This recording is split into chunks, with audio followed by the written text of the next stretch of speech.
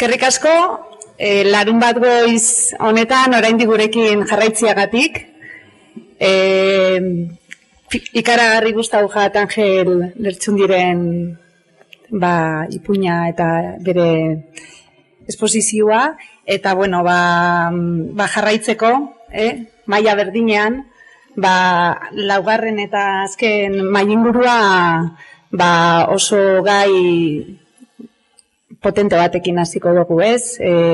Komunikazioen gainien jirabiraka ibili gara esto biltzar honetan, eta bueno, zein gai garrantzitsuagorik dolua, heriotza eta zainketa aringarriak baino, ez?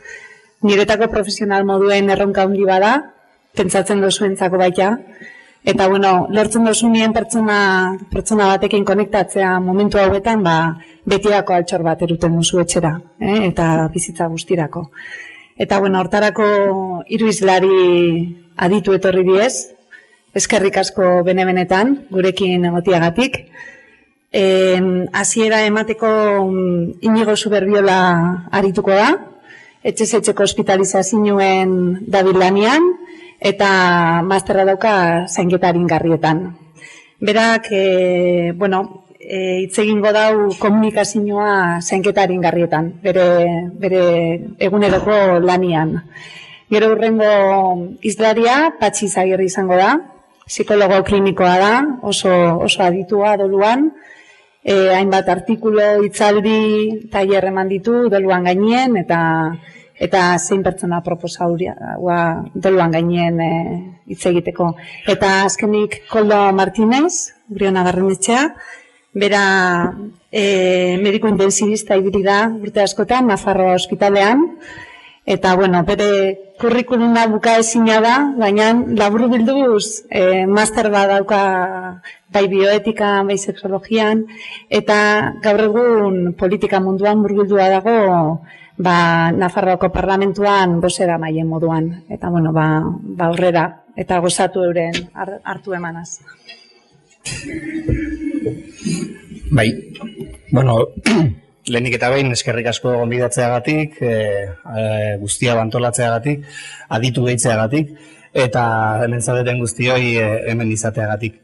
Komunikazioaren gaia gai potoloa da, eta zainketa aringarrietan bai. Nik hasiera batien testuan badaukazue diapositibatan aterako dana, eta bueno, pixkat saiatuko naiz bixixamarre egiten. Egin nuen, esan duzun bezala, zainketa aringarrietako masterra egin nuen, Ana Casado eta Cristina Berezibar bezala, nire bilankide bezala zainketa aringarrietako masterra nuen, eta lan horretan, horietako lan bat izan zen komunikazioari buruzko revisio bibliografiko bat. Orduan, badakit komunikazioak arlo asko ditula eta askotan roleplayingak eta holako gauzak asko aberasgarri badiala, baina bueno, bintzat bibliografia badagola erakutsi nahi nun eta bibliografia serioa daula eta internazionalki gai hauei buruz ikertu dela, ez dira igual zenbakietan haino narritutako ikerketak, baina bai diela dagoen evidentziariko bena, eta bueno, pixkat erakutsiko dizueten esaldi bakoitza dago batzutan testu bat, baina beste batzutan revisio bibliografiko oso batean oinarrituta eta bueno, evidentzia minimo batekin bintzat. Orduan esan dakoa, gaixotasun larri eta sendaezinek inpaktu emozionala handia sortzen dute paziente, senitarteko eta profesionalen artean, eta komunikazioa garrantzia baldin badauka medikuntzako arlo guztietan, eta bizitzako arlo askoetan ere bai, zainketa aringarrien arloan, indikan igual garrantzi gehiago eukidezake, momentu bereziak eukitzen ditugulako, ez? Komunikazioa ondo kudeatzeak laguntza handia izan daiteke, baita traba handia ere, gauzak ondo ateratzea etzaizkigunean. Zainketa aringarrien arloan, bizitzako azken aldian komunikazioa dituen berezitasun batzuk aipatuko ditut, eta hortikan aurrera gero kasu batzuk ekarri ditut, gero ateratzen bazaigu gai hoie pixka bat norbait galderaren bat, edo egunerokotasunean hori nola tokatzen zaigun ikusteko.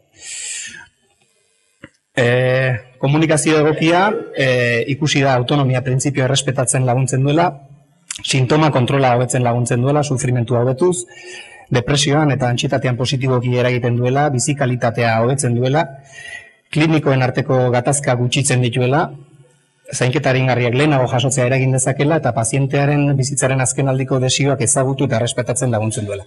Nahiko esaldi potoloa dira, esan dako abanak ikerketaren batean oinarrituak, eta horrek esan nahi du lan tresna garrantzitsu bezala hartu beharra dakaula. Danai buruz jakin behar dute hori ez, eta haure beste gauza bada, danok ekiko ditugu beti gure karentziak, baina bueno, hau izan da dila beste lan tresna garrantzitsu bat. Komunikazioa ondo manejatzea, agresibitate gutxiagoko tratamenduak jasotzen lagunduko digu, bizi kalitate hobea lortzen lagundu dezake, zainketarekiko implikazioa hobetzen ere, tratamenduarekiko atxikimendua betuko du eta ondoez psikologikoa gutxitzen lagundu dezake. Itxaropen errealistak transmititzen lagunduz, eta egoera berriekiko moldatzeko gaitasunan eragina eukiz bai pazientean eta bai senitartekoetan, ez? Ondo esplikatu baditugu gauzak, pausuz pausu, momentu bakoitzean ze gertatzen ari den eta ulertzeko erresago izango da, eta momentu horietara bai senitartekoak eta bai pazientea moldatzeko gaitasuna erreztuko dugu. Gaixotasuna asimilatzen lagunduko dugu, eta aukera ezberdinak kontuan hartzeko kontutan hartzeko garaian, lagundu ingo dugu bai, ez? Gauzak ondo ulertu badia, aukera horiek baloratzen lagunduko diegu bai paziente bai senitartekoei eta horrek lagunduko die. Eta ondo erabiltzen nahi baldin badea komunikazioa, erabakien aurretiko plangintza bat egiten lagunduko digu. Teorian hori izan leike helburuetako bat, eduki dezakegun paziente guztiekin, leheno komentatu du ahozko komunikazioetan, danok hitz egin beharko genukela gure senitartekoekin, gure lagunekin, zer egin eruken gure bizitzaren azken aldian, eta pazientekin egingo bagenu ere, hobez, gauzak asko erresten ditu, komunikatu ez gaitezken momentu batean, larrialdietan, eta bizitzaren azken aldian, ez? Pazientearen eta osasun profesionalen arteko komunikazio irekia behar duenek, pazienteak eta bere gaixotasuna ezaguten lagunduko du, tratamendu aukerak jakin beharko ditu eta bere osasun arretari buruzko erabakietan partaide izango da. Bereziki bizitzaren azken aldian, zanketarien garrietan aritzen diren medikuen artean oso tresna garrantzitsua da. Erresten du eguneroko lana, baina ikeragarri gauzak aurretikan hitzein daudenean. Ez du dokumentu bat izan beharrik. Baina, dokumentuari buruz gero tartetxoa baldin badako hitz egingo dugu. Baina bai reflejatu behar dugula historian leku garrantzitsuren batean. Evolutiboetan, nunbait gehatzen baldin bada, hor galduko da informazio hori. Orduan, informazio hori lantzen baldin badegu, gero landu beharko dare tresna bat hori danok ikusteko modu batean. Baina oso garrantzitsua izan lekez, danoi erreztu diekiguke, bai senitartekoei, bai pazienteari eta bai guri, egunerokoa, ez? Onura garrantzitsuak ekarri ditzake paziente zaintzaile eta zain arreta taldean, eta hildakoaren senitartekoen estres, depresio eta antsietateen maila modu esanguratuan jaisten duela ere ikusia dago, ez? Erabakiak hartzen badituzte berak hitz egin ezin duenean, baino jakinda hori dela berak nahi duena, estres eta depresio mailak eta doluak asko hobetzen dira. Beste gauza garrantzitsu bat ikusi nuena ikerketetan zen, gaixotasun onkologiko eta ez onkologikoen komunikazioen arloan diferentzia handia gaudela. Hori egunerokotasunen danok ikusten dezue, baina zainketa aringarriak aplikatzen zaizkie, askotan hitz egiten denean danok gogatzen gea minbiziari buruz, baina minbizia ez dan gaixotasun askotan ere erabiltzen ditugu eta erabili behar dira. Eta kontua da, onkologikoekin hori askotan egina dagola, etorri itxendala, etorri arazten deula, baina ez onkologikoetan traba ezberdinengatik ez degula egiten, eta horrek zailtzen ditu gauzak. Gaixotasun kroniko ez onkologikoen dituzten gaixoek ez dute gaixotasunaren bilakari buruz hitz egiten, gutxiago galdetzen dute, pronostiko eta bizitzaren azken aldiari buruz hitz egitea atzeratzen dute, eta oidana onkologikoen aldian konparatuta diferentzia handia daude. Onkologikoetan ohikoagoa da uneren batean gainbehera oinartua izatea, izatez kalean galdetzen badugu ere minbizia heriotzarekin lotzen dugun hitz bada, eta nolabait gauzak ero ondo junarren, bala bat ondotikan pasa zaigunaren sentsazioarekin, ez, ua pasa nuen, ez? Eta ordea beste gaixotasun kroniko batzuetan, badakiguna nahi eta nahi ez, heriotzera eramaten gaituenak, ez da hola esplikatzen, ez du pazienteak eta familiako laulertzen, eta gero ailatzen gara momentu batzutaran, erabakiak hartu beharrien eta gauzak ez ditugun landu, ez? Adibidez, birikitako gaixotasun muxetzaile kronikoa duten gaixotan, azken aldira arte tratamentuakin tematzen gara eta askotan ez da aurretikan hitzik egin honi buruz, ez?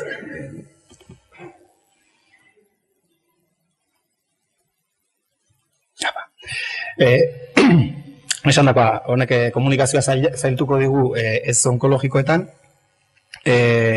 paziente gaixotasunaren pronostikoaren kontzientzi gutxiago dutelako, onkologikoetan baina arraroa dalako gaixotasunaren tratamendu aukerei buruz hitz egitea, zanketei buruz lehenagotikan hitz egitea, eta zainketa integral gutxiago jasotzen dute hori dela eta ez dugu gu kontzientzi mediku bezala eta familiek ere ez, eta azkenean gauza atzeratzen da, leheno oaindala urte asko onkologikoetan egiten zen bezala, ez, azken aldirako, sedaziotarako, eta zainketa aringarriak aurretikan hartu beharrean, azken aldian orduan piztutze zaigu onbila, ez. Eta orduan erabakiak hartzeko garaian partaietza gutxiago izaten dute, eta osasun sistemaren aldetik arreta gutxiago jasotzen dute, beintza zainketa aringarriei dagokionez. Eta oztopo eta erraztailei buruz, gaixotasun hilgarri bat ez izatearen kontzientzi falta oztopo bada noski, guk ez dugu kontzientzia, baina pazienteak ere ez du, eta orduan gaia ez dugu ateratzen. Gaixotasun kronikoek ez onkologikoetan paziente eta sanitartekoen diagnostiko bilakaera posible eta pronostikoari buruz informazio gutxiegi jasotzen dute, biriketako gaixotasunetan askotan asma, gaixotasun toraziko, infekzioi buruz hitz egiten da, gero gure artean reagudizazioa buruz hitz egiten egin eta esaten egin, ostras, badator. Ez, baino berari, beste infekzio bat izan dezu, eta azken urtean lau izan dituta, badator, baino ez dugu hori plasmatzen, ez geha esertzen beraiekin, eta ez dugu hori nolabait fijatzen, ez. Gero beste oztopo bat da, bihotz gutxiegitasunak eta biriketako gaixotasun buxatzaileak bilakaera gura beratxua dutela, ez? Hor badaude eskema ezberdinak, egile ezberdinak egindakoak, baina, nolabait, gaixotasun onkologikoek gainbera bat dute eta azken fase oso garbi bat dute, ez danek noski, baino gaixotasun kroniko hauek gainbera asko dituzte. Eta orduan, kontzientzia hartzea zaila bat, oso momentu batzutan oso gaizkion arren, askotan ikusi dute bai pazientek eta bai senitartekoak, aterazan, pasazan.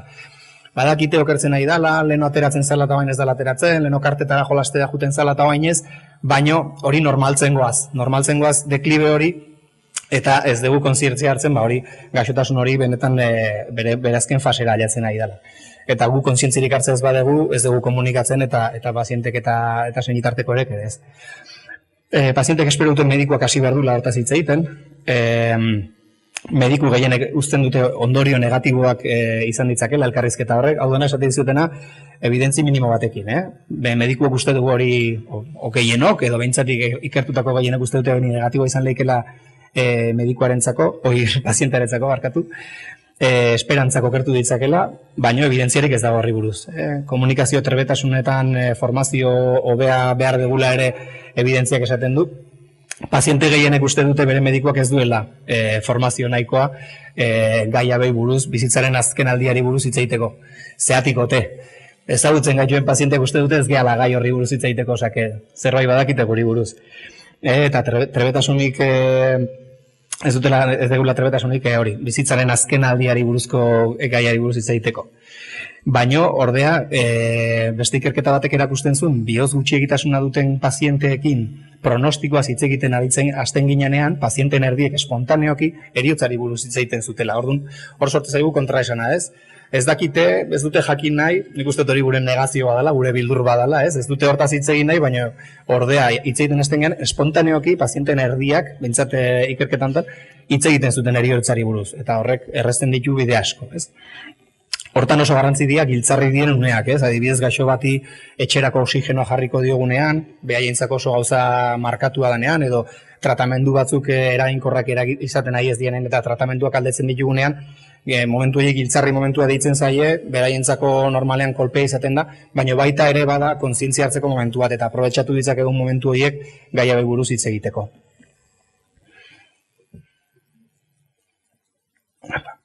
Pazienteren ikuspuntetik, paziente gehienek informatuta egon nahi dute. Ordea gutxiengo bat dago informatuta, diagnostiko, pronostiko eta tratamentuari buruz, eta aukera horiei buruz, eta parte hartzeari buruz.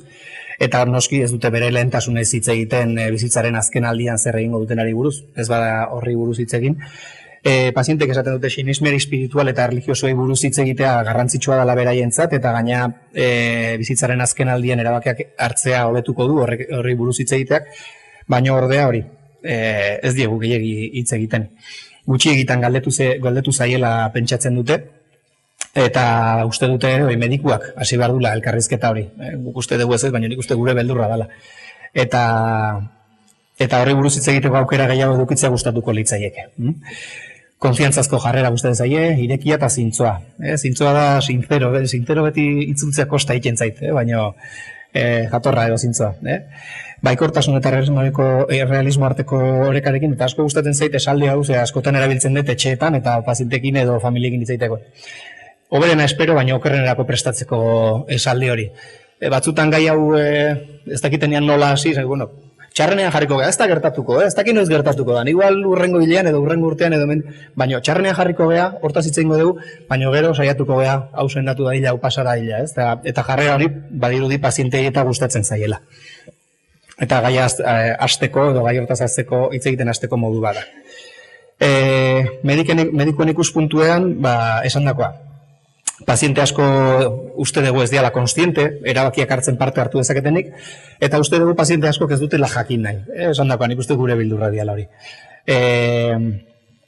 Profesional pazientearen lehentasunekiko interpretazioak egiten ditugu, uste dugu hau nahi dula, nik uste dut hau nahiko dula, nik uste ez dugu hor lokatzetan sartu nahi, eta nahiago du interpretazioa egin edo pentsatu berak ez duela jakin nahi edo ez duela hitz egin nahi, benetan berari galdetzea baino.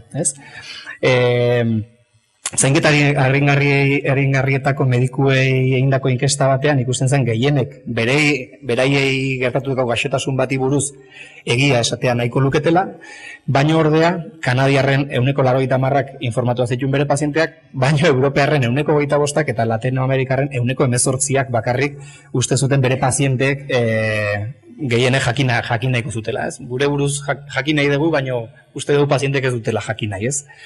Berriro gure beldurrak. Apamotel.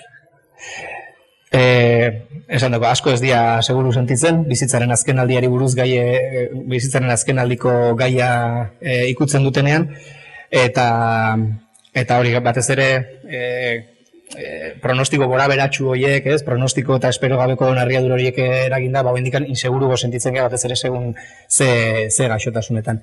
Pentsatzen dugu ikara eta sortu dezakegula eta esperantzak suntxitu dezakegula pazientetan, eta itxoiten dugu pazienteak sakondu dezala.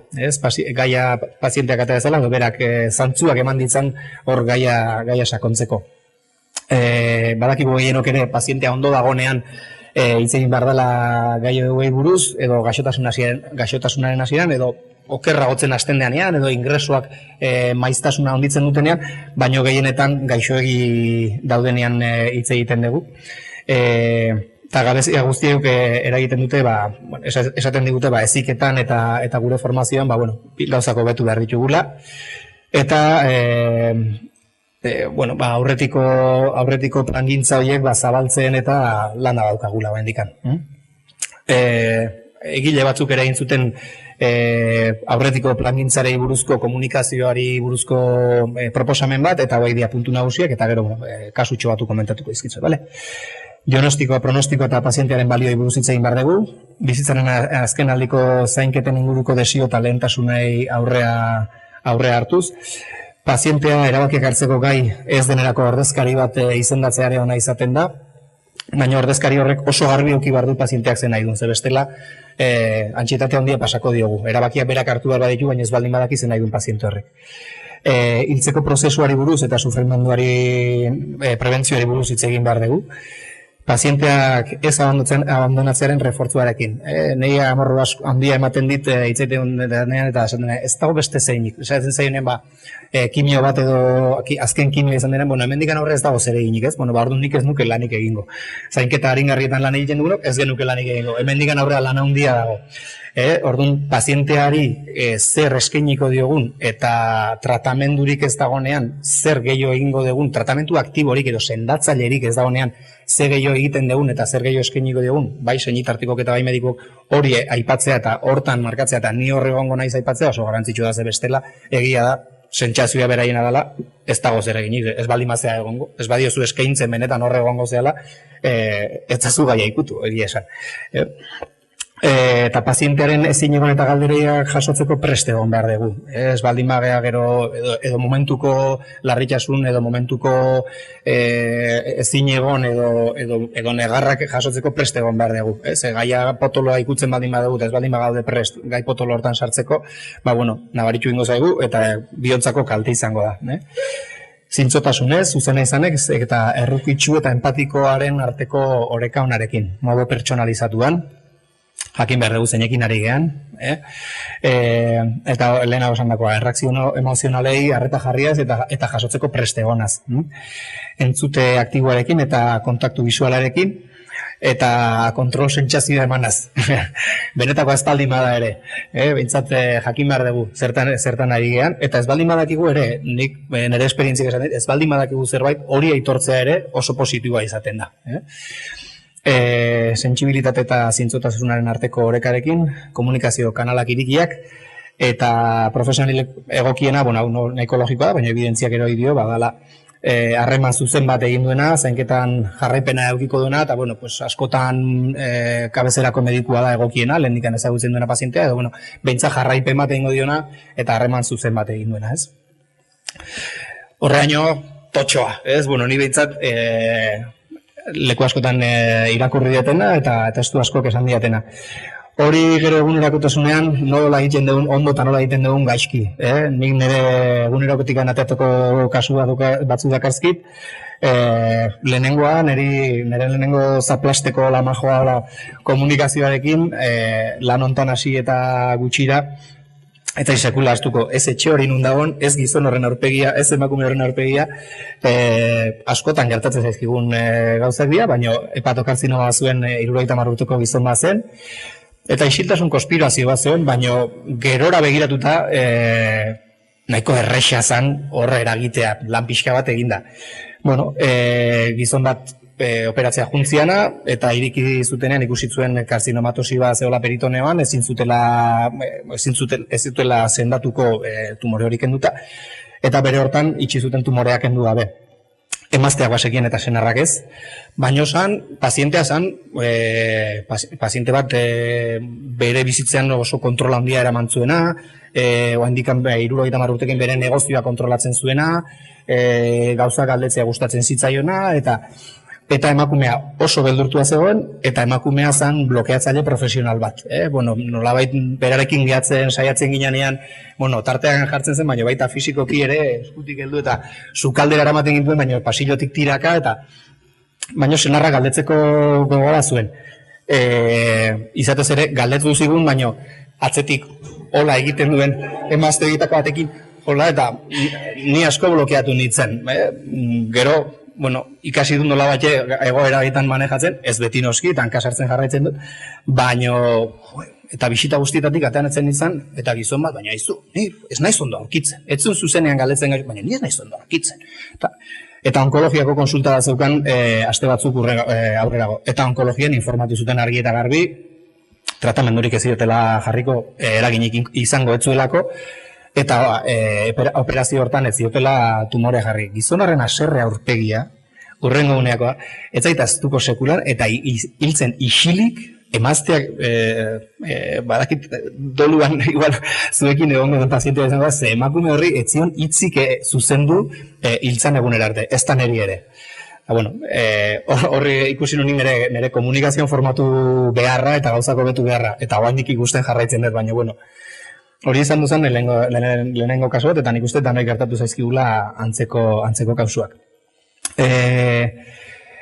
Urrengoa beste kasu bat, adibide guztiz ezberdin bat jartzeko, ez? Nik nire esperientzian isiltasun konspirazioa eta zitzein diaten kasu askotan, etzan olakorik. Ez du jakin nahi, ez du galdetu nahi. Eta, batzutan, ez du galdetu nahi, baina ez diogu xaxatu eta belaxe galdetu digu, edo belaxe errexe izan da informatzea. Beste batzuetan etzan isiltasun konspirazio bat, baizik bazan paziente bat, ez zuna galdetu nahi, hori ez da isiltasun konspirazio bat, hori da paziente bat, ez dakin lekuraino jakin nahi du, ez du gehiago jakin nahi, eta ez du gehiago galdetu nahi, eta askotan, hau zan paziente bat 74 urtekoa, hepatokarzinoma batekin ere, Eta etxean sartuta bela semeek esan ziguten, ez esan ezer, pasilloan, ez? Eta sartu ginean, bueno, ikusiko dugu, paziente honek ze galdetzen digun, zer jakin nahi duen, zer ez duen jakin nahi, eta paziente, eseri eta lehenengo galdera pazienteak esan, zer daukat, begietara begira hola zuzen, ez? Eta, bueno, pixka gehiago ikasita, semei begiratu nien, pazienteari begiratu nien, esan, bueno, zerbait hitz egin behar dugu, ez? Eta, bueno, hortikan aurrea, komunikazio oso ireki izan zen, baina hori ekarri dut, bueno, aipatzeko askotan esaten zaigunean, ez dala hitz egin nahi, batzutan izan da, gaia ez da atera, eta bueno, deitu digun medikuak, edo hitz egin digun beste lankideak, ez du gaiari buruz hitz egin, igual ez du hitz egin, konsulta bakarra eduki duzulako, edo igual kanalak ez ditugulako nahiko irikiak utzi, edo auskalo zergatik, edo igual ni esatxekina naizelako, eta zu zato zenian zurekin irikitzen da, baina, bueno, batzutan, olako adibideak, ez diatana gauza estremoak izaten. Nik uste luzatzen argitan agola ere bai, urrengo kasua zen pixka bat etxeko hospitalizazioan konkretuki gure lanean egiten ditugun gauzak aipatzeko, baino etzan kasu konkretu bat eta nahiko ambigua da.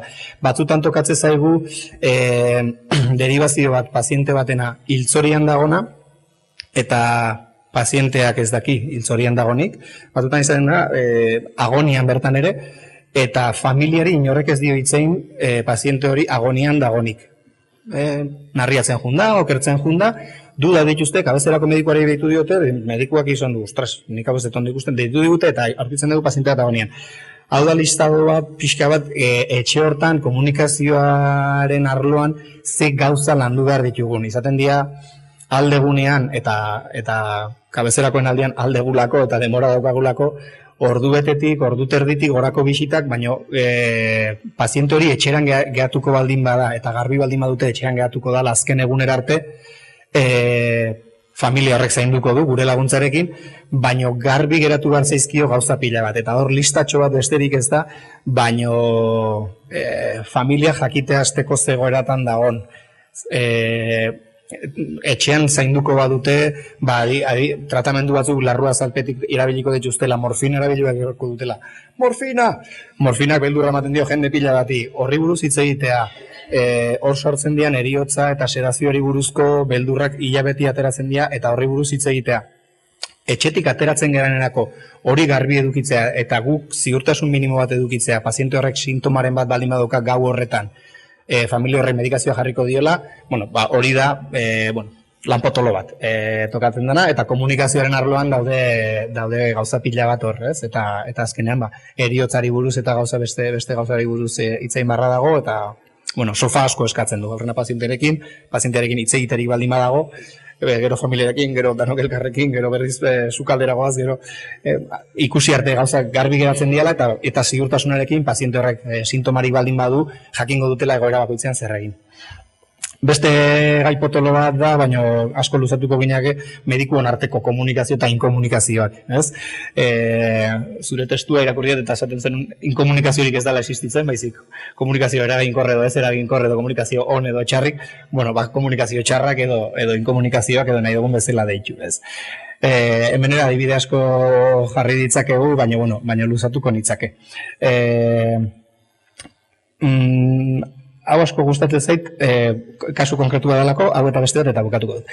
Hau izan zen beste 78 urteko gizon bat, neoplasia gastrikoa zuena, gibeleko metastasiekin, eta azken kontsultan esan zigun onkologoak jarritako kimioak guztiak etziala eraginkorrak izan, eta atzo bertan, guretzako atzo bertan, esan zioten azken kimioa jaso zuela, hori ez zitzaiola, kalte gehiago egiten ez zitzaiola mesede baino, eta hori pazienteari esan ziola. Baina interkonsultan bertan esan zigun, baina pazienteak ez digu asko galdetu. Nik ez dakit bildurra ematen dion, edo gai hau landu beharko da, baina guri ez digu ezer galdetu.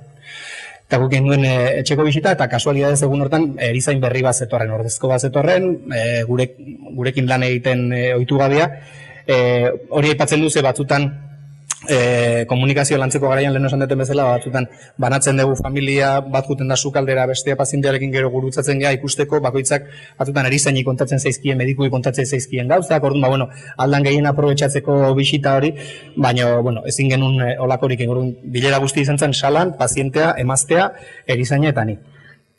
Ni pazienteari buruz, esploratu eta gero pazientea nahiko egonkor zegoen, nahiko ondo zegoen, ez zuen mina hundirik, galdetu nion sintomei buruz, eta batzutan pazientek, baleno bezala ez, eriotza hitzeite dute galdetzen diegunean beste pronostikoari buruz, ez? Ba, bueno, sintomai buruz galdetuta, zerbait gehiago galdetzen dira. Zerbait gehiago galdetu nahi diazu eta, ez? Bazekin berak metastasia zuela gibelean, gibelari buruz hitz egin nion, da batzutan metastasiari buruz hitz egiten dezunean, hortxe dijoa, ez gaia, ez da, zure gibela, zure urdaila, eta ez zuen gehiago galdetu. Oso ondo zegoen, eta ikusten nun bisita gehiokiko nitula, esan, gaia sakonduko dugu aurrerago, ez? Gero arte, eta hemendikan bi edo irunea, beste bisita egingo dut, txamarra gantzita gendunean, hasi zen, egia esan, gaixotasuna bazitzan, ez da egitegunean, eta kontatu zidan, gaixotasun guztiak goitik bera, zegunetan bere kabezerako medikoak egin zion analitika, nola bidali zuen ekeografiara, ze probak egin zizkioten, ze medikoak atenditu zuten, nola atzo bertan esan zioten, orduan batzutan usten dugu kanalak ez daudela irikita eta guk egin dezakegu eraginkorki zerbait, baina batzutan ez dakigu ze gertatu dan, eta ja txamarra jantzita dakazunean, igual pentsatzen duzunean bazoa zela, izu honek ez dit ezer galdetu, bani botako diotez. Nik nola baitz ez nion ondo galdetu ze txamarra jantzitan egon esan, ez diaz, nik nahi galdetu eta bota zidan dana. Eta zer egin nahi zuen, hiltzen zenean, zer egin nahi zuen, eta positiboki baloratu gintun ere, batzutan etortzen gara esatea ze gaizki egiten ditugun gauzak, baina esan zidan, kabezerako medikuak, aurrena galdetu zidan zer nekin gaixotasun buruz, informatzen hasi aurretik, ze zurrak zeaten, baz pare ez, zuek minik ez emateko, eta bere zola inbarra dago, baina, eta gero ordezko bat tokatu zitzaiten da, horrek ere galdetu intzian, eta gero ospitalean beste ordezko bat, eta horrek ere galdetu intzian, joli, ez ditugu gauzak hain gaizkiten, batzutan bai, eta danok, eta nik lehenengoa, baina, hiru mediku segidan, eta oso harrituta zeuden eta kontentu nola dane galdetu zioten, zertzekien, eta hortikan aurrea ze ondo informatu zioten. Eta, batzutan saiatzen gehala kanalek irikitzen, eta egin behar degula kanaloiek irikitzagatik, baina beste batzutan txamarrak irikitzen ditu kanaloiek. Izan da dira. Eta azkena erakutsi nahi dizut, atentzio asko eman zidalako kasua. Igual ikusiko zen duten, ze Osakidetzako korreotik hanbiolizi duten, eta, guri zainketaren garretan atentzio asko deitu zigon. Ingeles ez dago, baina gozan biriketako gaixotasun buxatzailea zuen gaixo bat, eta patologia asko zuen paziente bat, tatuaje hori egin zion bere buruari. Nunbait, behin baino gehiago atera zuten ustitikan berak nahi izan gabe, eta eskenean esan, aber ulertzen dia zuen. Tatuaje handi bat egin zuen, eta hemen borroso xamar jarrita dagoen resusiteitorren azpian borroso xamar, zegoen bere sinadura. Karnetean ikusi genezan bere sinadurari, eta hor zegoen sinadurari berdina zela. Hasieran duda etikoak izan zituzten, ze paziente honi tratamentua jarri zitzaion, okerrera egin zuen, kontzientzia galdu zuen, eta etika taldearekin hitzein behar izan zuten, eta, lehenengo badago prezepto bat esaten duena, irreversiblea dien gauzak ez diala, irreversiblea dien erabakiak ez diala hartu behar, ez baldin badakigu pazientea beste erabaki dikote duen, eta irreversiblea zen tratamendurik ez jartzea. Baina gero etika taldea elkartu zenean, ikusi zuten, erabaki zuten hau zela pazientearen erabaki garbi bat, eta pazientearen erabakia gainetik dago, irreversibilidade horien gainetikan dago, eta urrengo okerdura izan duzunean ez zuten tratamenduri jarri, eta egun gutxitan hiltzen pazientea. Eta, kuriosidade bezala ekarri dizuet, batzutan komunikatu daitegelako ez badugu kasoik egiten, pankarta jarri zuen gure paziente honek, eta azkenean lortu zuen bere desioi kaso egitea. Eta besterik gabe, eskerrik asko, eta...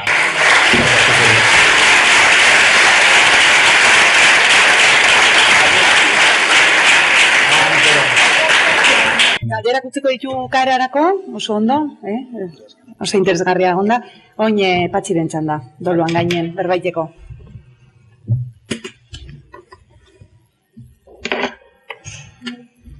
Eskerrik asko,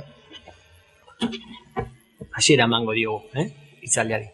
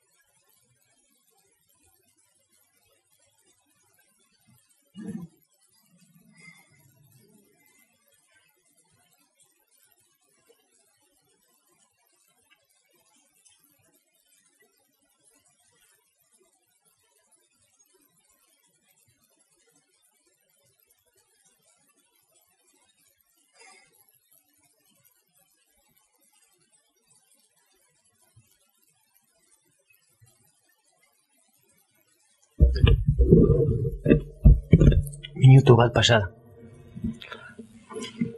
Eta isiltasunarekin ere asko komunikatu dezakegu. Eta isiltasunaren bitartez begirada dago, egotea dago, eta komunikazioa dago. Nire ustez, importanteena da transmititzen duguna. Komunikazioaren muina da transmisioa, ezta? Ze transmititzen dugu. Orduan, gu pazienten aurrean gaudenean, egon gaitezke gure pertsonajearekin, eraikita dugun mozorroarekin, edo egon gaitezke pertsona moduan. Hau da, sentitzen dugunarekin. Ezta? Eta segun eta zegaia aurrean dakagu, eriotza, beldurra, estenatokia, askotan dolu prozesua, ez da azten hilein danean, bezik eta aurretik ere. Orduan, zein da beharra? Gure beharra baldin bada profesional gisa gure beldurra kontrolatzea, orduan erabiliko dugu modu kontrafobikoan, erabiliko dugu hitza, isiltasuna bete, medikazioa, kontrafobia. Baina zeinena da beharra? Pazientearena edo gurea? Orduan, askotan esaten detena da, segun eta nola egitugun gure eriotzarekiko etxeko lanak, gure revisioa egina, gure aurreko pentsamendua ere, lertxundik izaten duen bezala gu pentsatu aldugu eriotzaren inguruan. Igual notaritzara juteko, askotan jartzen dut adibideu, lau xosa horiek usteko bai, baina igual bizpairu urtetik behin kartatxo batean usteko maite zaitut, edarki ondunez zurekin, eskerik asko, imaginatu kajotxo batean, hil gero hori agertzen dela, zuraski hori bai dala altxorra, ez hor lau xoxaren banaketa. Orduan, personaje joku honetan, niuzen zait, eriotzaren aurrean gaudenean, doloen aurrean gaudenean, pazientea behar dola sentitu gu hor gaudela. Bestela, duen beldurra da bakardadeari. Sentituko dela bakarrik. Orduan, noraino gu gaude pendiente gure beldurrarekin eta bakarrik usten dugu pazientea, ezta? Orduan, gure hurbiltasun horretan, psikologian, psikologia azken finean da minutu honetan gertatu dana, isiltasunaren inguruan, hor isiltasun horrekiko interpretazioa. Noiz hasiko da, zer gertatzen zaio, begira da, horrekiko interpretazioa da psikologia. Eta gure beharra profesionalki, nire ustez nire beharra profesionalki nagonean pertsona baten aurrean da saiatzea transmititzen itxaropena. Hau da, esperantza.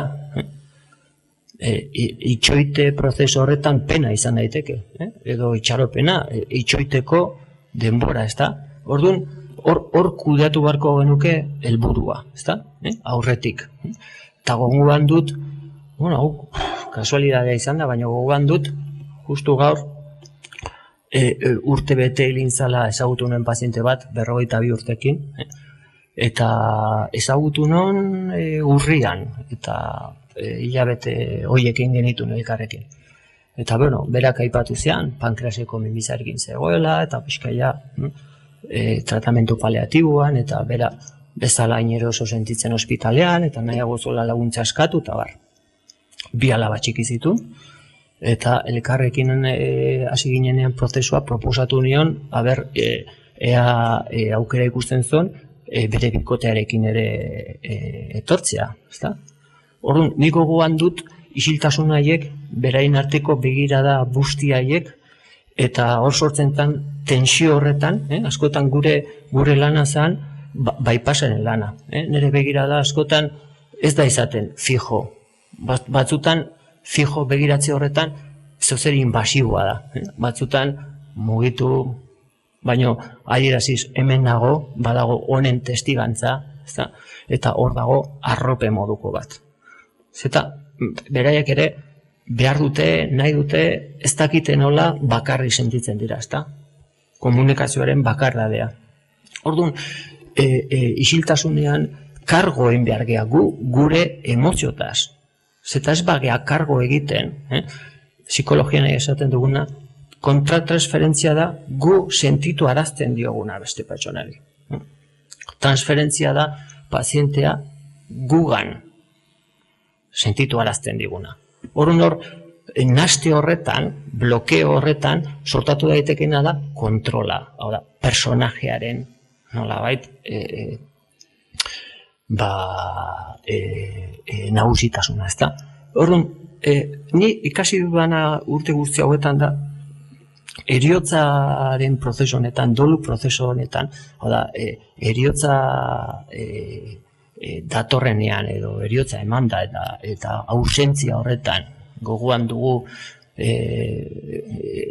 maite dugun pertsona. Niozen zait hor, gertatzen dana da, noraino gu hortaz hitz egiteko kapazitatea daukagun. Noraino hitza jartzen diogun sentitzen dugun horri. Noraino atrebentziarekin sentitu, pentsatu eta esan hortan, dakagun kanpotik kobertura moduko bat, dakagun kanpotik helduleku modukoren bat. Orduan, atxikimenduaren teorian, psikologia ikasi dugunak medikuntzan ere bai, pentsatzen dut, atxikimenduaren teoria, Bowlby, Ainsworth, Main, Fonji, garrantzia handia ematen dioten, hasieran, lehendabiziko hilabete horietan, sortzen dan seguridadea gure baitan. Eta seguridade hori, neurri handi batean sortzen da, komunikazio faziala, begirada, egon, baino batez ere sintonia, sinkronia. Hau da, ni eta zu joku horretan, ni txikitxori sentitzen duenean zu ama bat dagola niretzako. Ez ni zuretzakoen behar naizela. Orduan, hor sortzen da barruko seguridadea. Eta gu gaudenean eretzaren inguruan edo pasata, buskatuta gaudenean, antziko zoze gertatzen zaigu. Gu galduta gaudenean, beldur horretan, nola daiteko separazioaren ansiedade horretan, behar duguna da kanpoan norbait begirada horren bitartez ama bezala. Lehen filmina ikusten genuen bezala laktantzian, ez da? Titi hartzen. Dagola norbait, ez dakit dakin edo ez, baina dagola pres hemen eoteko eta ez nagula abandonatuko. Orduan, hor sortzen da seguridadea, hor eman daiteke komunikazioa, eta pretensiorik gabeko komunikazioa. Hau da, gure helburua da laguntzea prozesu horretan bera nahi duen arte, iritsi dan arte.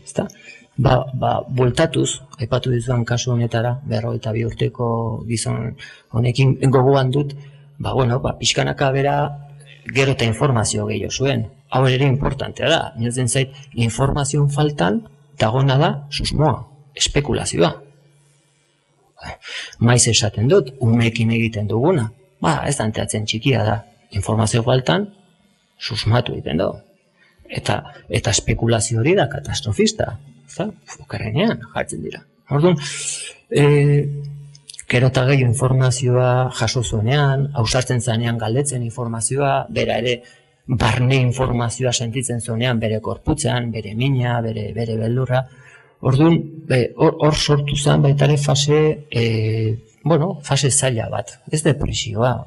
Ni askotan esaten detena da, lantzen dugunean pertsonarekin importantea dela nortasunaren analitika bat egitea, ezta? Jakiteko bere azpiegitura, bere nortasunaren azpiegitura nolakoa dan. Gu kolpe bat baldin badugu etxean, etxeko planoak bai ditugu. Aber hor, azpiko estruktura hori mugituta dago edo ez. Guretzako importante da nortasunaren azpigituraren informazio bat izatea. bereiztu alizateko nola kudeatu informazio hori, soportable izan daitekin informazio hori, ulertu alizateko hor ispilu efektu hori, noraino bera dago niretzako, ez da usartzen, arreso horretan blokeatuta, orduan, nortasunaren azpiegituraren informazioa importantea da. Orduan, aurrera jarraituz, kasu honekin, iritsi izan momentu bat, nun, esaten zea, ja, ez dakat itxaropenik, ez dakat indarrik, ez dakat gogorik.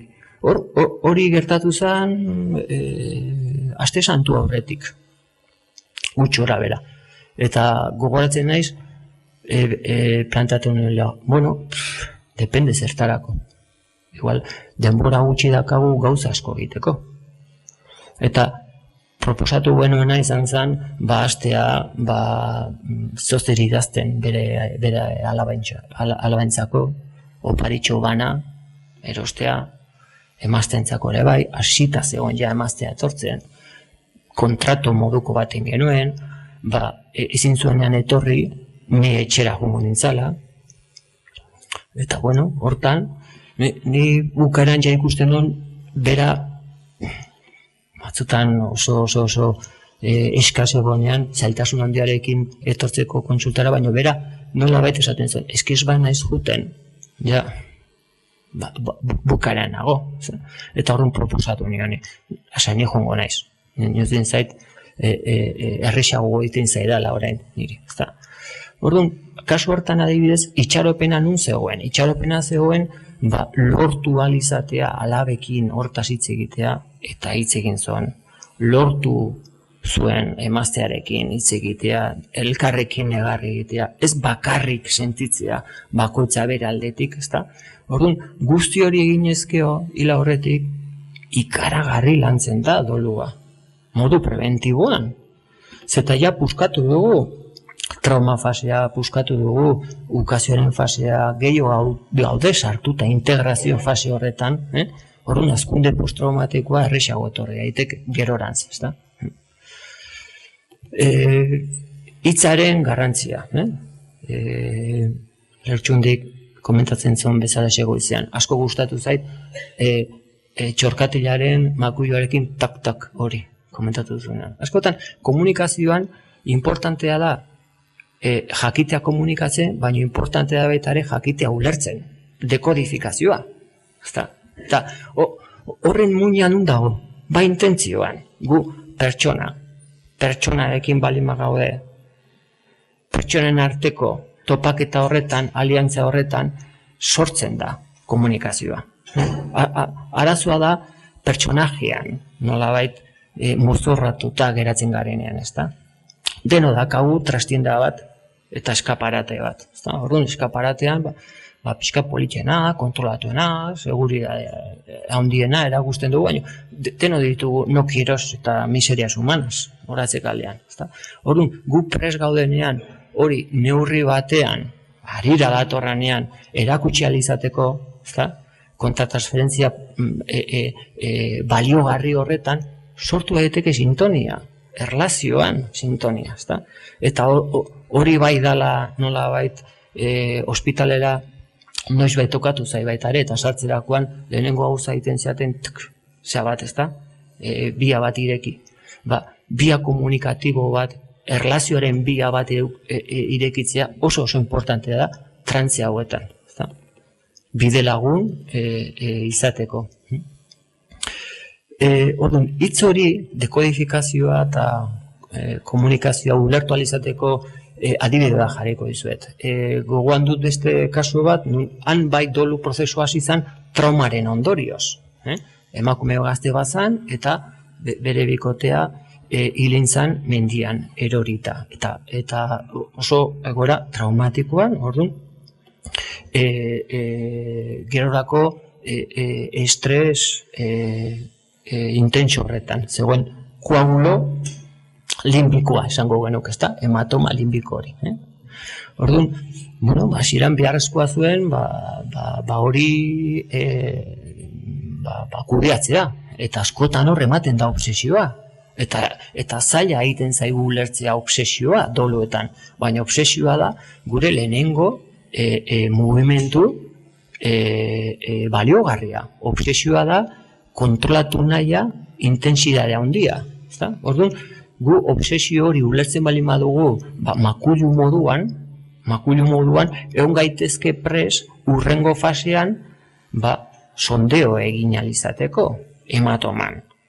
Baina ez badugu ulertzen obsesioa, egin dezakegu da itxi modu faltsuan edota inbaditu. Orduan kasu hartan gogoratzen naiz ze importante izan zen, ez lehenengo saioan eta ez seigarren ez dara, baina nola kontatu zian zenba denbora egon duzan korputzarekin, helikoteroan zai. Eta negar batean, sotinka, eta begiratzen zian, eta ni begiratzen nion hor egoten. Ez esan gabe, hitz ez, baina bai begiradarekin lagunduz. Oso luzea izan zen saioura, baina errelatoa, narratiba, errelatoa eraikizon. Baina eraikizon bera.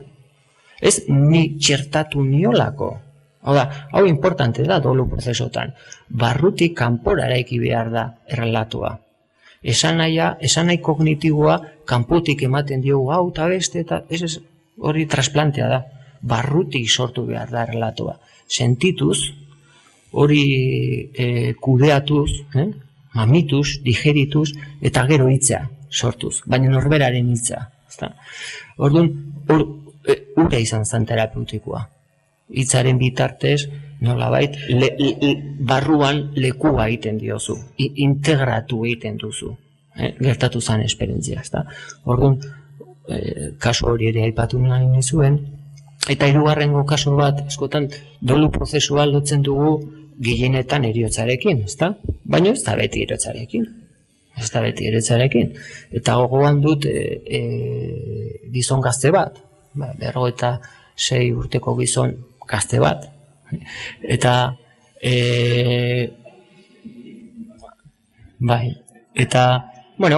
paraplegiko geratu zen, eta ni ezagutu nuen Toledotik etorri zanean, eta zegoen lehenengo saioan, ansiedade krisi handia eman ziola, eta medikazio desberdinekin zegoela, eta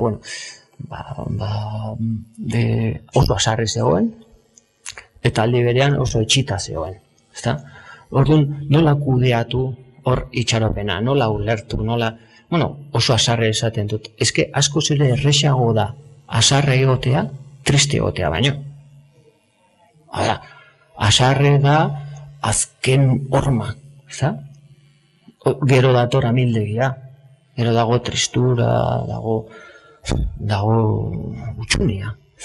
Orduan, askotan, gu geu ere diogu beldur horri, depresioa, ze burutazio txarrak sortu daitezke hor, noruntza jun daiteke, gu behar geha pres, ez goitik bera eskaiera botatzeko, eta igo zaitez, venga etorri, ez, jaisteko pixkanaka, guk ere bere infernura, hemen nago, eta zutan balima dago beldurra ematen digu.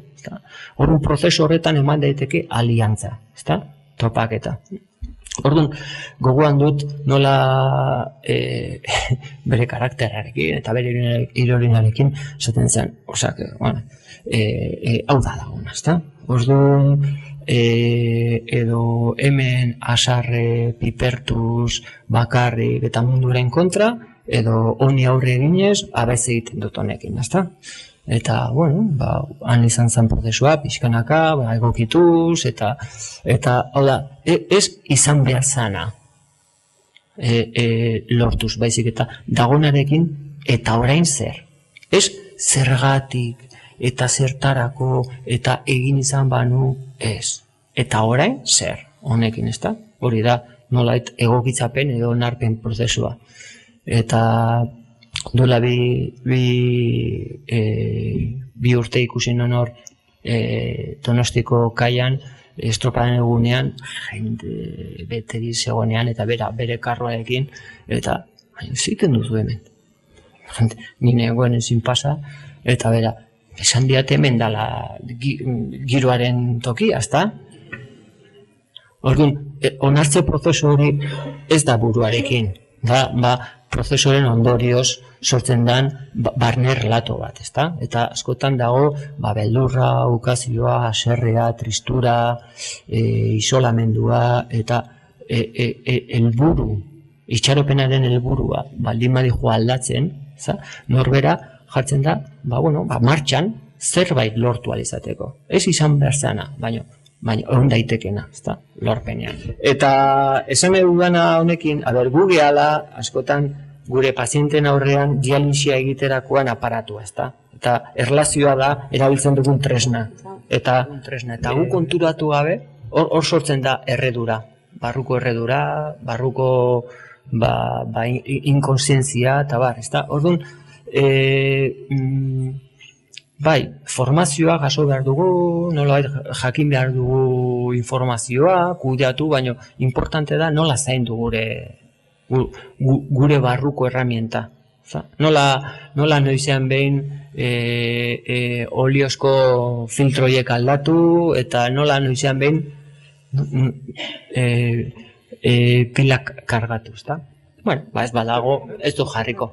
Baina, idei hori transmititu nahi dizuet. Ni urtearen poderioz, gero eta klaro dut hori. Eta ni ondo banago, nolabait, nire filtroa garbia balin badago, askoz ere erabilgarriago engo zaio pazienteari. Zeta, ni balin banago erreta, balin banago haserre, ingo etena da desautorizatu bere prozesua. Nolabait, abiaduran azkartu nahi izan bere prozesua. Zagit ondo ulertzen den prozesua. Orduan, ni eta zu joku horretan gaudenean, gure begiak daude kanpora begira, baino barrura begira aldi berean. Orduan, barrura begira horretan egon behar gea garbi. Eta, bueno, badirudi ez dagoela internet. Beti egiten gauza bera, ez dute ekartzen filminari eta juna izosa jartzea, hola abote bronto, eta ez da ere, ez da gertu. Bueno, bukaeran baldin badago aukera jarriko izuet. Ez da YouTubeko audiovisual txiki bat, 4 minutukoa. 4 minutukoa. Bukaeran, posible bada, agertzen dugu.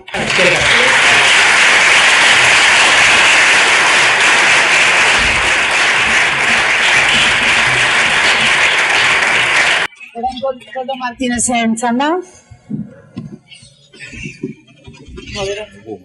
Batez ere ongi gaudenean, bizitza eta heriotza prozesu orokor baten bi aldeak dira, baina batak bestea txikitzen du, eta bestea dagoelako, lehenbizikoa etortzen zaigu, eta bar. Baina, hausnarketa horiek oso teorikoak dira beti, eta batez ere, hausnarketa horiek egiten ditugu osasuntsu gaudenean, eta hor erraz egiten ditugu, zure heriotzaz ari garenean.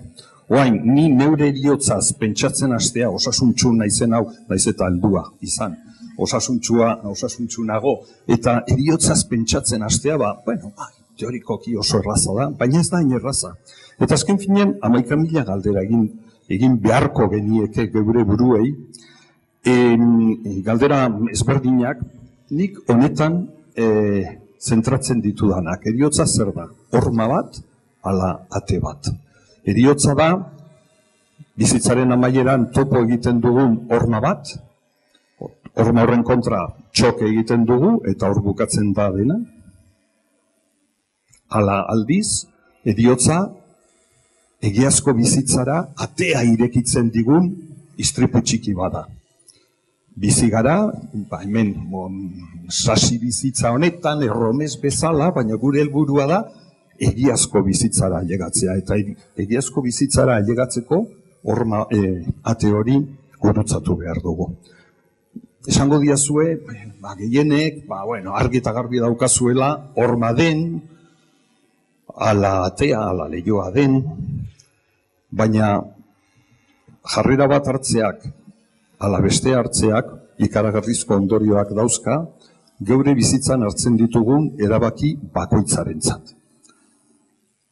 Eta agian heriotza ez da ez horma, ez ate. Agian beste zerbait da. Bueno, baina aurrezten dut, nik hausnarketa gutxi batzuk aurkeztuko dizuet eta kitxo. Ars moriendi deitu diot honi.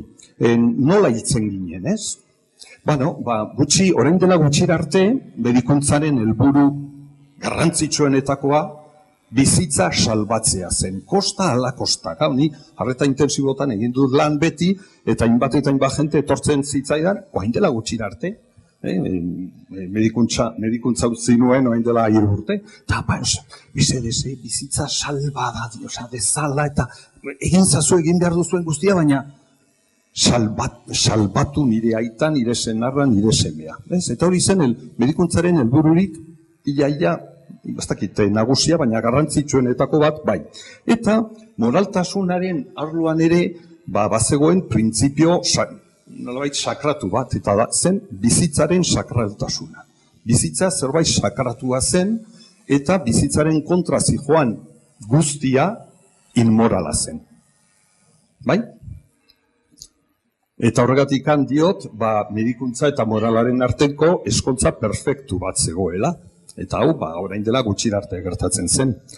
Momentu honetan, inork ez dauka, inor ez dago hain seguru, medikuntzaren helburua bizitza salbatzea dela, ezta?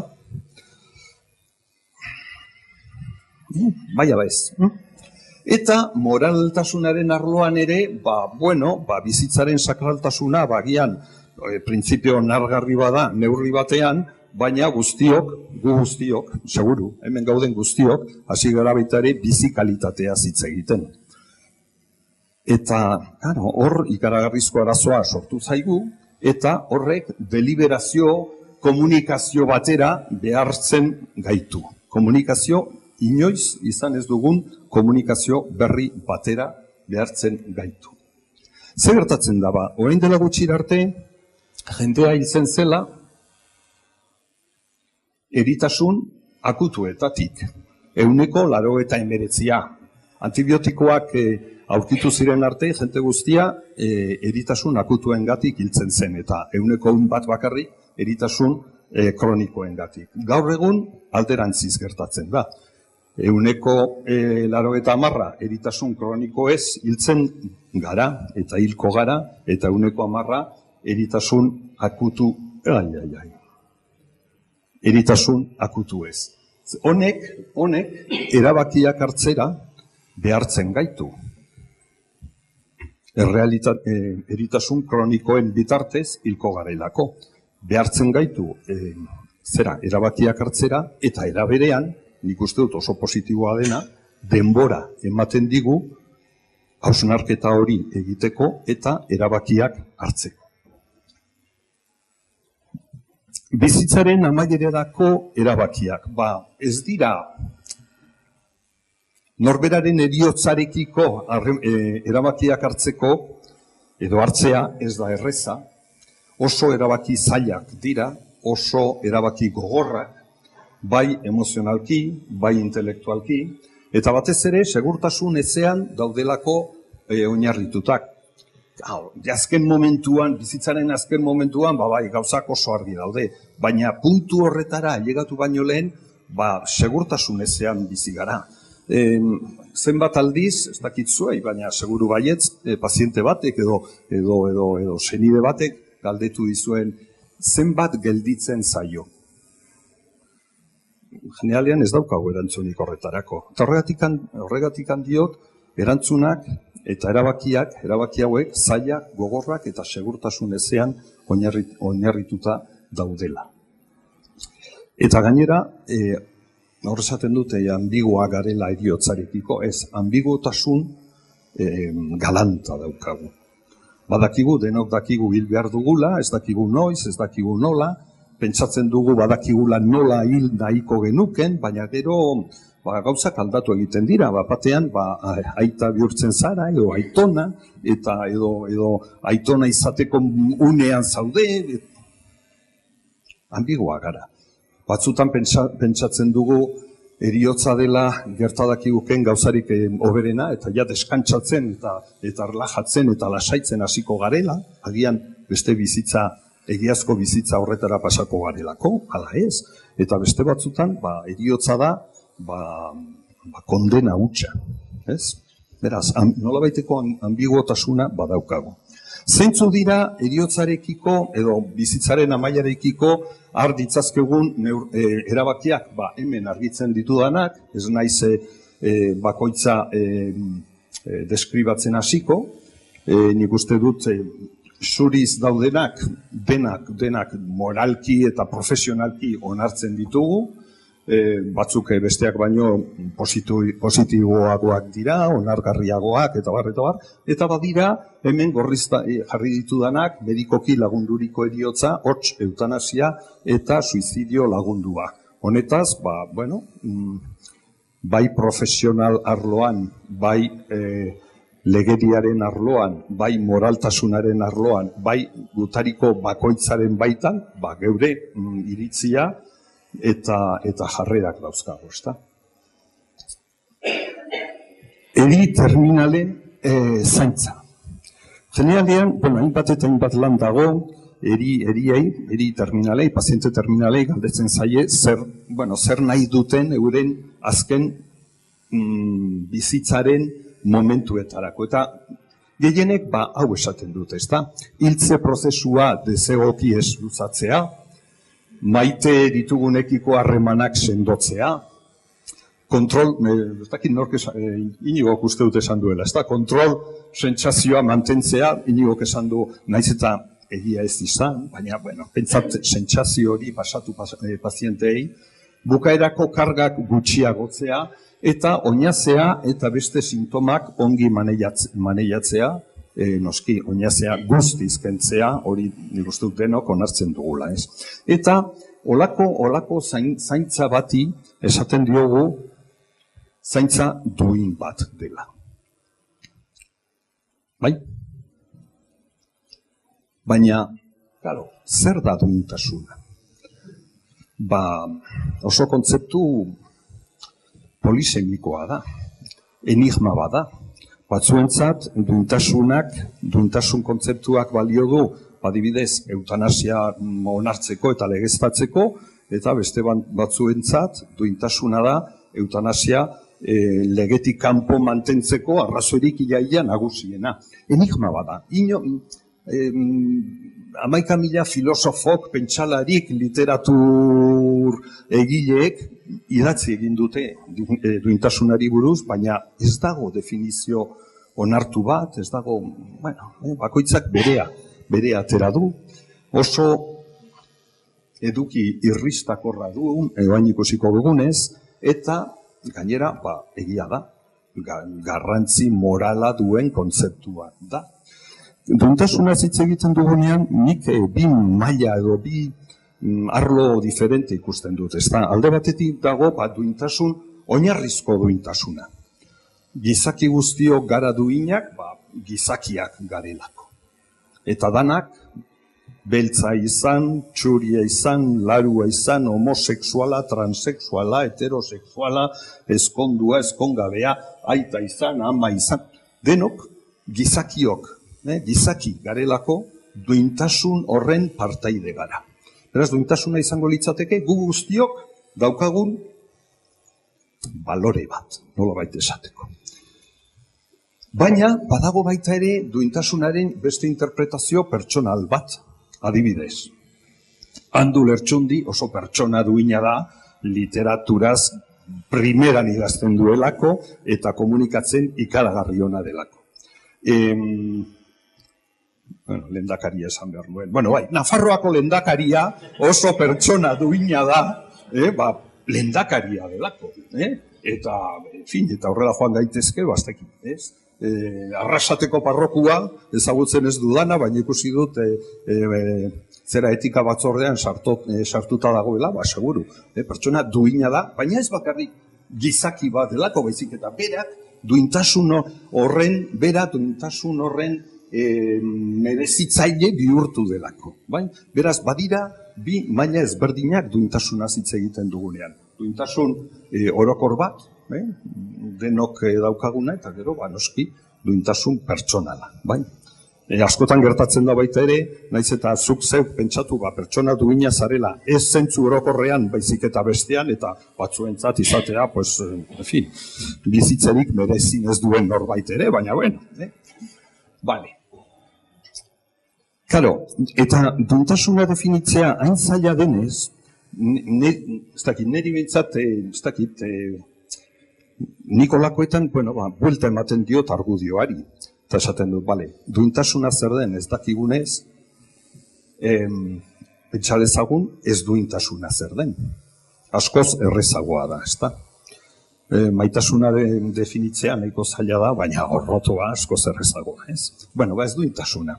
Eta nik uste dut guk profesionalok, eta ez bakarrik profesionalok, baizik eta baita ere pazienteen, senitartekook, bete behar batzu badauzkagula. Paziente baten bizitzaren azken uneetarako. Eta bi hauek dira, ezta? Eritasunak nolabait beti dakar berarekin nolabaiteko ez duintasun bat. Adibidez, ez dakit, esfinterren kontrola galtzea. Hori ez da gauza oso duin, ezta?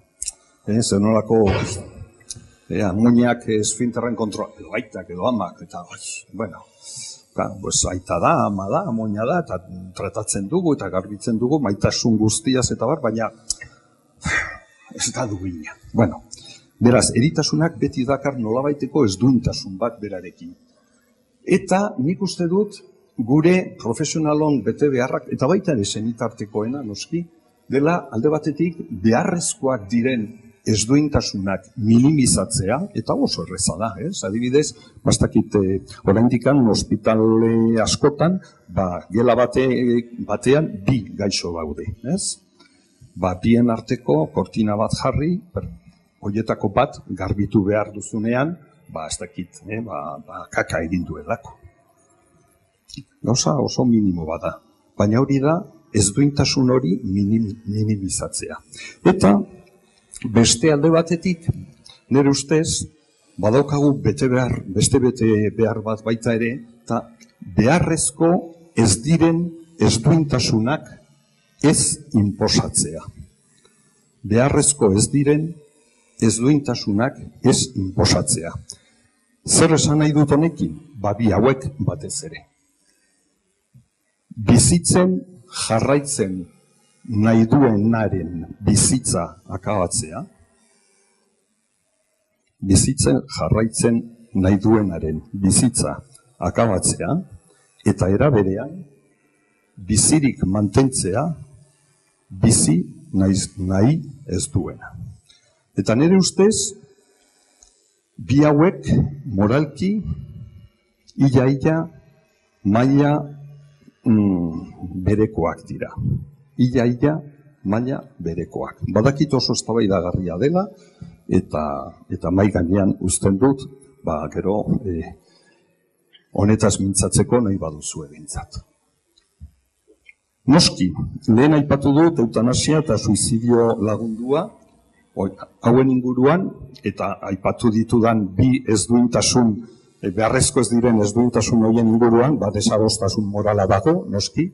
Desadostasun morala oso prozesu misteriotsua da, oso subjetiboa, zeren nik ez dakit, neure iritzi eta neure judizio moralak egiten ditut, eta ez datoz, eta ez dute, zergatikan zure judizio moralekin bat etorri behar, oso desadostasun morala sozialki oso komplexua da, baina argi eta garbi izan behar dugu desadostasun morala gure gizarteetan beti izango dela.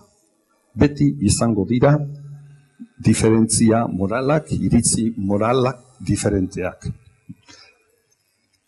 Desadostasun moralaren kauzak, 11.000 zerrenda daitezke, baina nik lau hauetan biltzen ditut. Alde batetik, baliabideen urritasuna. Baliabideen urritasuna, desadostasun moralera eramaten gaitu, hainbat eta hainbat prozesu aurrera, edo erabaki aurrera eramaterakoan. Ez dakit, momentu honetan, Iruñan daukagu interinoen borroka. Interinoek irakaskuntzan. Interinoek euren lanpostua defendatzen dute buru belarri, eta interinoak ez diren, interinoak izatera ailegatu ez direnek, noski, euren jarrera defendatzen dute, eta bai batzuek eta bai besteek, lanpostu berrientzat oso jarrera kontrajarriak dauzkate. Bai? Beraz, baliabideen urritasuna. Eskuzabaltasun mugatua.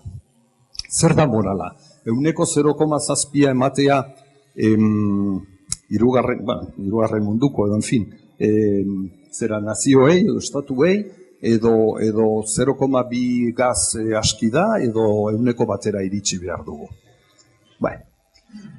Balore batera ezinak. Zer da garrantzitsuago? Askatasuna ala segurtasuna? Batzuek segurtasuna jartzen dute askatasunaren gain, eta beste batzuek alderantziz. Eta neurri batean, balore batera ezinak dira. Eta errealitatearen ulerketa ez osoa. Nik, errealitatea hor dago. Eta momentu honetan nik errealitate bat ikusten dut, eta ikusten ditut zuen aurpegiak esan ez, baina zer rollo ari zaigun koldo sartzen, ez? Eta zuek ikusten nauzue hemen zutik bi katxarro eskuan daukadoala, eta errealitatea guzti hau da. Eta nik zuen aurpegiak deskriba ditzaket, eta zuek bakarrik neurea. Eta realitatea ez da nik ikusten dudana, realitatea ez da zuek ikusten duzuena, baizik eta gauza orokor bat. Eta nik realitatearen oso bizio kaskarra daukat, betaurrekoak kendu egin ditzadela. Beraz, inor ez gara inolaz ere ailegatuko errealitatearen deskripzio oso batera. Beti izango dugu errealitatearen deskripzio partzial bat. Eta, beraz, ulerketa partzial bat. Lau kausa hauek dira, nire ustez, desadostasun morala ekoizten dutenak. Giza kondizioaren atalak dira, bakoitza, lau hauetako bakoitza, nahikoa da desadostasun morala sortzeko, eta batere ez da nahita ezkoa. Beraz, batekin aski da desadostasun moral sakon bat sor dadin.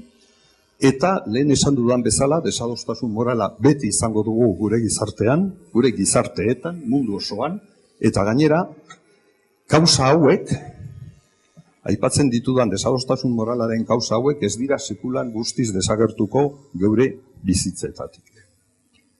Eta horri aurre egiteko, badira 11.000 jarrera, inbasioa, zapalketa, diktadura, eta bar, baina nire ustez, desadostasun moralari egiazko ate bat irekitzeko deliberazioa da daukagun tresna. Ongi noa? 5 minutu bai, gokatzen dut. Deliberazioa da daukagun tresnariko berena. Eta zer da deliberazioa? Hor ikusten duzuena. Deliberazioa prozedura intelektual bata, non arrazoiak emanez, besteen arrazoiak entzunez, eta hori bai, bi puntu hauek ere oso garrantzitsuak dira. Inork egia osoa ez duela jakinik. Nik neure egia daukat. Eta zuk zeuria. Baina inork ez dauka egia osoa. Eta gainera, inork ez duela sekulan egia guztiz izango. Errealitatearekin gertatzen zaigun bezala. Hori jakinik, erabaki zuhurrak